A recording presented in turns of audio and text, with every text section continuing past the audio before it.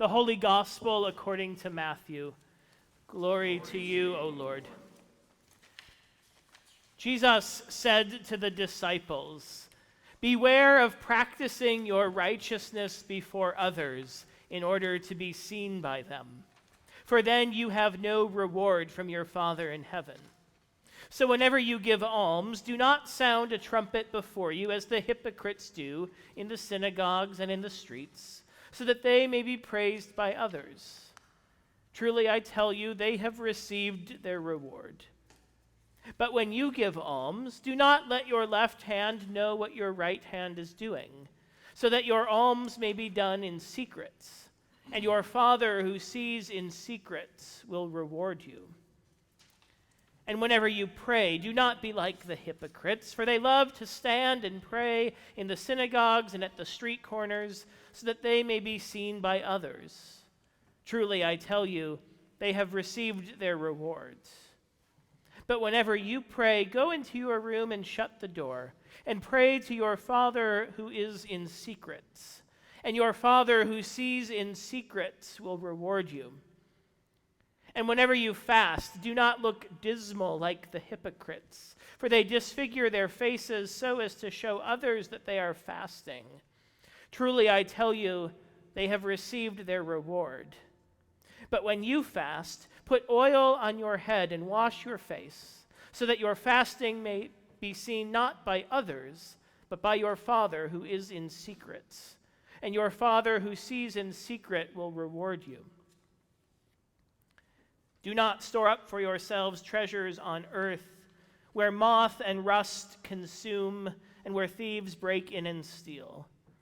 But store up for yourselves treasures in heaven, where neither moth nor rust consumes, and where thieves do not break in and steal.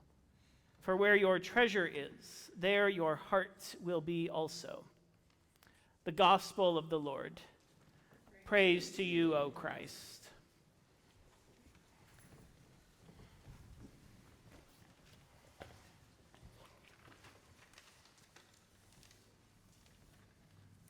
Do you guys ever think about dying?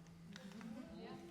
Nothing brings a party to a screeching halt quite like an existential crisis. Barbie Land was a perfect utopia until it wasn't. Until the worries and anxieties of the very much not perfect real world began to creep in. Soon, in an effort to restore order, Barbie embarks on a journey to the real world, only to be confronted by the world as it actually is. There she experiences human emotions for the first time. Achy but good, she observes, as a single teardrop begins to fall down her face. But her journey is still far from over, and the trouble only intensifies. While Barbie seeks out the apparent source of her trouble in Gloria and her daughter Sasha, whose own strained relationship and subsequent healing plays out over the course of the film, Ken, of Barbie and Ken, begins his own journey toward self-discovery, however cringy at times. So when things don't go so well in the real world, Barbie offers to bring Gloria and Sasha back to Barbie Land, where everything will presumably be back to normal again and all will be well, until it isn't. And they find that Barbie Land has succumbed to the very same problems of the real world, brought on by Ken's aforementioned and cringy journey toward self-discovery. Movies have a lot to teach us, and Barbie is no exception, as it confronts head-on the broken and often harmful reality of the real world, our worlds, offering us perhaps a fresh perspective on why we gather this Ash Wednesday. Here, at the beginning of the holy season of Lent, we confront again our own brokenness, even marking ourselves with ashes, a stark visual reminder of our creatureliness and our finiteness. It's admittedly a peculiar thing to do. Come to church, get a little cross of ashes on your forehead, go home, wash them off. Recently, Facebook reminded me of another Ash Wednesday 11 years ago in Chicago. Ashes to Go, we called it. As we planted ourselves outside of bus stops, train stations, and bustling intersections across the city, offering the imposition of ashes to commuters on their way to work or school. Frankly, it was more than a little self-conscious and intimidating for this introvert. What must people think of us? Am I really turning into that kind of Christian? And yet the interactions and conversations we had, however brief, with those who stopped by were deeper and more meaningful than I ever could have imagined. Something about this day, this ritual, these ashes, speaks to people. It seems there is some good news among the dust and ashes.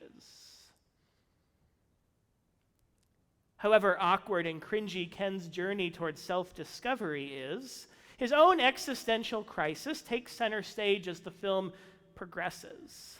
As he struggles to learn who he is apart from all of the things that he thought made him, him, there's perhaps a relatable yearning as he sings, "I want to know what it's like to love, to be the real thing." What is this all for? This day, this ritual, these ashes, the Lenten disciplines of prayer and fasting and almsgiving, for the sake of practicing our piety and righteousness before others in order to be seen and recognized for how observant and faithful we are, as Jesus so emphatically reminds us not to do? It's never been about the ritual itself, let alone the recognition, as good as it is to be here, to observe the beginning of Lent together in community. If we came here tonight out of a sense of guilt or duty or obligation, I'm afraid we're here for the wrong reasons. But if we came here tonight to remember what it is to be human, to confess what it means to be imperfect and broken creatures, then we're on to something. Remember that you are dust. There is power in this ritual. It is freeing to confess our humanness. What is this all for? I want to know what it's like to love. To love is to be human. Today we confess that we are human, that we are broken, that we are fallible. And because we are human, we are capable of love, of healing, of being remade and remaking.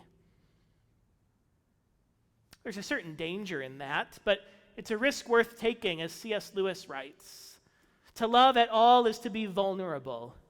Love anything, and your heart will certainly be wrung and possibly broken.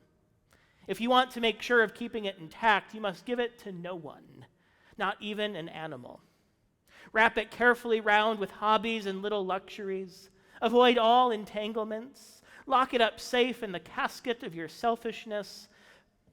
But in that casket, safe, dark, motionless, airless, it will change. It won't be broken. It will become unbreakable, impenetrable, irredeemable. To love is to be vulnerable. Ultimately, Barbie finds freedom in becoming human herself, quite literally so. It's not without its risks, as the fictionalized portrayal of Ruth Handler, Barbie's creator, pointedly reminds her. You understand human beings have only one ending. Being a human can be pretty uncomfortable. Humans make up things like patriarchy and Barbie just to deal with how uncomfortable it is. And then you die. But it's a risk Barbie is willing to take. I want to be a part of the people that make meaning, she declares. Through their own unique journeys from existential crisis to self-discovery, Barbie and Ken have something to teach us this Ash Wednesday. We are called to be a people who make meaning, which means that we first have to confess that we are people, to confess that we are human. In that confession is freedom. Being human is something that we continually discover we are, in all the messiness, in all the feelings, in all the dust and ashes. In that confession is mission. Being human means being called to love. It means no longer living for ourselves, but living for one another and for the sake of the real and hurting worlds.